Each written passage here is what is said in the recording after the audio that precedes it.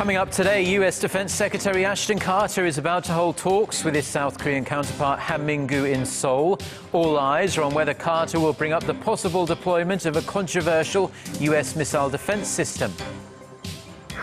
Tensions are threatening to bubble over again near the inter-Korean border after a South Korean civic group tried to resume its anti-Pyongyang leaflet campaign under the cover of darkness on Thursday night.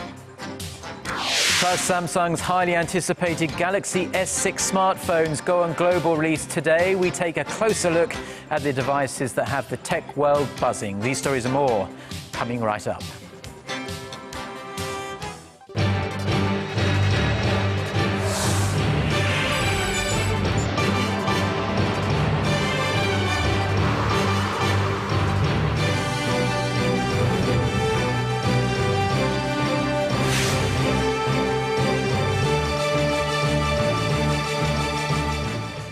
Hello, it's noon on Friday, the 10th of April. You're tuned in to our midday newscast here on Arirang TV. Thanks ever so much for joining us. I'm Mark Broome. We begin with U.S. Defense Secretary Ashton Carter's visit to Seoul. This is his first visit to Korea since becoming Defense Secretary in February.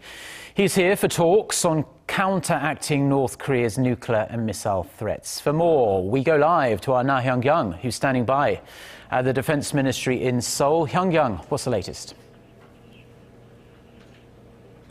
Well, Mark, in about 20 minutes' time, U.S. Defense Secretary Ashton Carter will walk into this very building to meet with his South Korean counterpart, Han Min-koo. The two leaders will talk about coordination against North Korean provocations and threats. Now, Carter came to South Korea yesterday after making a stop in Japan. Upon landing, one of the first things he did was to thank the American soldiers stationed here. He stressed Washington's security commitment to the Asia-Pacific region, saying the U.S. would be deploying more stealth fighters and bombers to the area from now on. Let's have a listen first. A lot of our newer capabilities, the ones that we're making investments in, are going to be flowing into this theater because of the importance we attach to it. So, Hyung-kyung, we'll have to wait and see what the two defense leaders talk about today. Now, before going to the Defense Ministry, Carter met with President Park Geun-hye a couple of hours ago, right? That's right, Mark. They reaffirmed their strong alliance and also the policy of responding very sternly to North Korean provocations. But that was more like a courtesy visit. The real deal will be happening here in about half an hour at the Defense Ministry. That's when Carter and Han will start their meeting. On the official agenda are strengthening deterrence against North Korean nuclear and missile threats, as well as Washington handing over wartime military command of South Korean forces back to Seoul. Then they will hold a joint press conference before leaving for Pyeongtaek on the outskirts of Seoul. Now that's where the South Korean Navy's Second Fleet Command is stationed. Carter will be the first U.S. Defense Secretary to pay tribute to the 46 soldiers who perished in 2010 when North Korea torpedoed the Cheonan, a South Korean warship. Now that will wrap up his stay in South Korea. He will be flying out to Hawaii to visit U.S. Pacific Command on Saturday. And Hyung-kyung, the big question on everyone's lips really is whether or not the two defense chiefs are going to talk about Washington's possible deployment of THAAD or Terminal High Altitude Area Defense to South Korea. Well, I mean, it's both yes and no. Korean media outlets really have been focusing a lot on that topic because it has caused quite a stir recently in terms of Korea's diplomatic relations with China and Russia. The two countries opposed that, saying it would destabilize regional security. However, if deployed, Washington says its sole purpose would be to counter North Korean missile threats and nothing, really nothing more. Now, we'll have to wait and see if that will indeed come up officially or unofficially, and I will, of course, be bringing you those updates. This has been Na Hyung-kyung at the Defense Ministry in Seoul. Back to you, Mark. Now, it looks like The Interview, the controversial American comedy movie, has made its way into North Korea via balloon. South Korean activists have resumed their attempts to send anti-Pyongyang leaflets and movies across the border, despite North Korea's stern warnings that these launches would be answered by military strikes. Hwang Sang-hee reports. Thursday's attempt to fly anti-North Korea leaflets turned out to be a failure. Police stopped the South Korean civic group from sending 300,000 leaflets and 100,000 copies of the movie The Interview, a black comedy that depicts an assassination attempt on North Korean leader Kim Jong-un. We wouldn't fly the leaflets if Kim Jong-un apologized or showed remorse for the torpedo attack on the South Korean warship Cheonan. This group, led by North Korean defector turned activist Park Sang-hak, called off a planned leaflet launch last month amid concerns over public safety. 2 weeks later, with no apology from North Korea materializing, he's decided the launches must continue. However, another civic group beat him to it and successfully launched anti-Pyongyang leaflets and DVDs of The Interview last Saturday. South Korea's Unification Ministry said Friday there have been no changes to its position on the controversial activity. The government will resolve the issue of the leaflet launches with a balanced position on guaranteeing the basic rights of the people and protecting the residents in the border region. North Korea fired machine guns at air balloons launched by South Korean activists in October last year. The regime has consistently warned that future launches from the south would be answered in the same way. But with the balloon activists vowing to continue their launches until North Korea guarantees freedom of press among other demands, tensions on the border are expected to flare up again. Hwang Sang-hee, Arirang News. Now, a new report shows North Korea's most vulnerable people are suffering more than ever as humanitarian support from the international community has been drying up. The United Nations report released on Thursday says aid funding to North Korea was less than $50 million last year. That's about 80% less than the North received from UN agencies in 2004. The report adds that 70% of the population is classified as food insecure, and a quarter of them have no access to basic medical treatment. International aid has dwindled amid Pyongyang's increased restrictions on humanitarian workers and rising fears over the regime's nuclear ambitions. North Korea held its first major parliamentary meeting of the year on Thursday. The session was not attended by leader Kim Jong-un, but a number of decisions were ratified, including a slight personnel change to the regime's powerful National Defense Commission. Son Jung-in has more. The third session of the 13th Supreme People's Assembly brought together nearly 650 deputies from the regime to finalize budget issues and legislative affairs.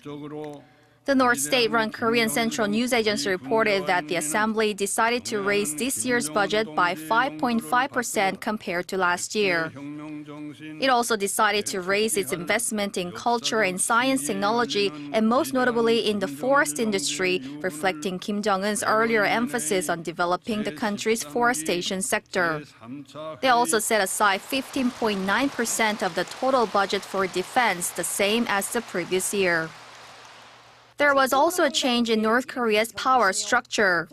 Kim Chun-seop, a Workers' Party secretary in charge of the border province of Jagangdo, was appointed to the 10-person National Defense Commission chaired by Kim Jong-un. He replaces Park Do-chun, a party official secretary overseeing the nation's missile and nuclear development. Kim Jong-un was absent from the session, the fifth of its kind since he took power in late 2011. He was also a no-show at the previous session in September last year when he was believed to be recovering from ankle surgery. The reason for his absence this time was not immediately confirmed, but Kim was spotted earlier wearing a gauze and a bandage on his right wrist. Son Jung-in, Arirang News. President Park Geun-hye will embark on a four-nation tour of South America next week. The presidential office says she will depart for Colombia, Peru, Chile and Brazil on April 16th. Meeting with the leaders of Korea's four major Pacific Rim partners in the region, President Park will seek to strengthen relations beyond the economy to include healthcare, education, defense and ICT. Korean business leaders will have an opportunity to network with their South American counterparts, and there will also be cultural events to promote Korean pop culture. Now, April 16th also marks the one-year anniversary of the Seoul ferry disaster, which killed more than 300 people. The president is expected to attend a memorial ceremony for the ferry victims that day before departing for South America. A special committee of Korea's National Assembly has joined the chorus of condemnation over Japan's recent attempts at historical revisionism. Earlier this week, the Japanese government approved middle school history textbooks that distort historical facts and falsely claim Japan's ownership of Korea's easternmost Dokdo Island. In response, the Special Committee on Resolving Distortions of Northeast Asian History adopted a resolution on Friday denouncing Tokyo's provocations. The committee expressed grave concern that textbooks containing historical fabrications create conflict and hostility for the future generations, and they urged the Japanese government to retract the false claims. Korea's rival parties have started working together on a special committee that convened Friday morning to discuss reforms to the nation's debt-ridden pension system for public servants, while the ruling Saenuri Party hopes to speed up the negotiations, aiming to pass a reform bill during this month-long assembly session. The main opposition party has been stressing the importance of reaching a compromise.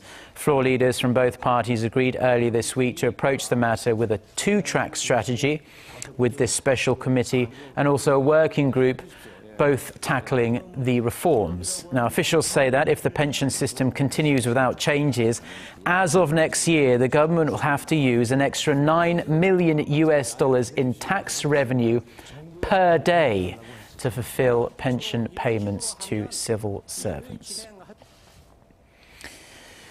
Now, the wait is finally over. Samsung's latest smartphones, the Galaxy S6 and the Galaxy S6 Edge, are now on global release.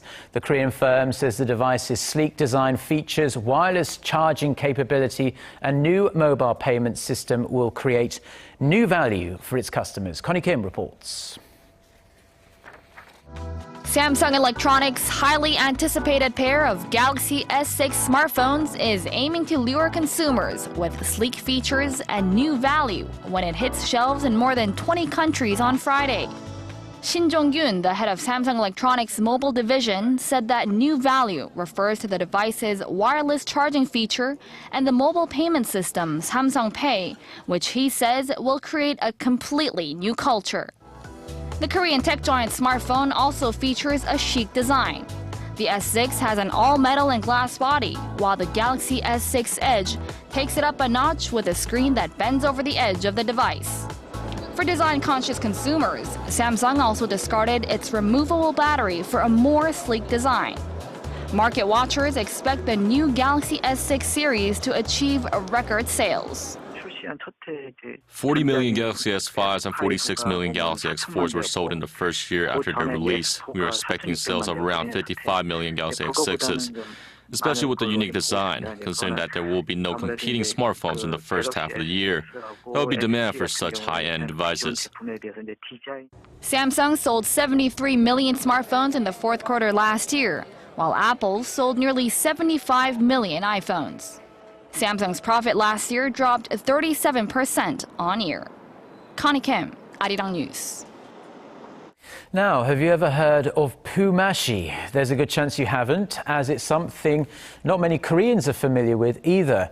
It's an old idea about resource sharing in small communities that's faded with the demands of the modern world, unfortunately. But there are efforts to revive this spirit and share it with the rest of the world. Our Gwon So-ah reports.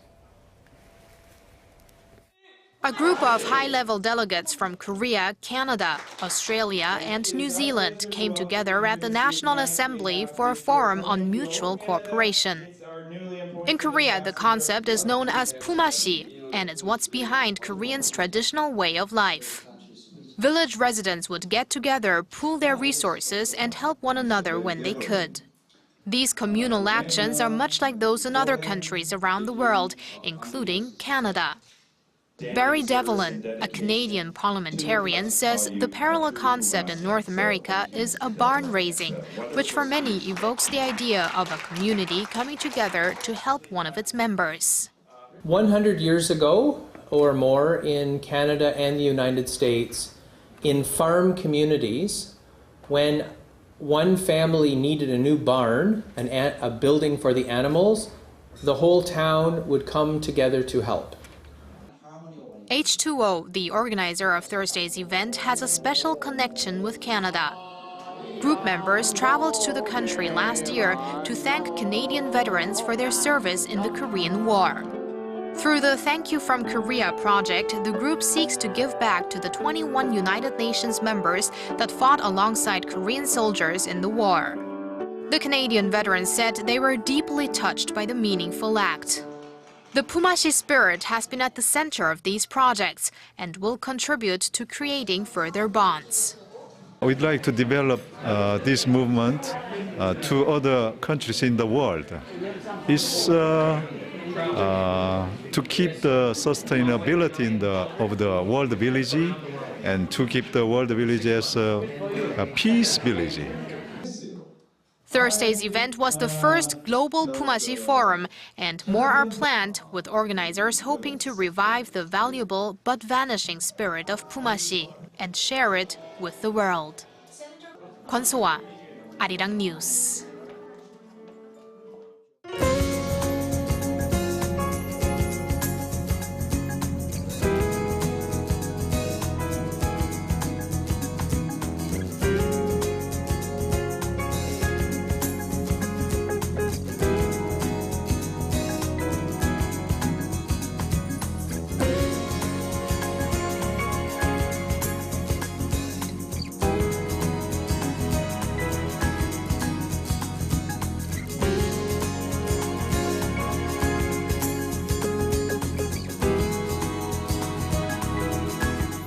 And that's all we have for now. I'm Mark Broome. Have a wonderful weekend, and thanks as always for watching. We do hope to see you at the same time on Monday. Goodbye.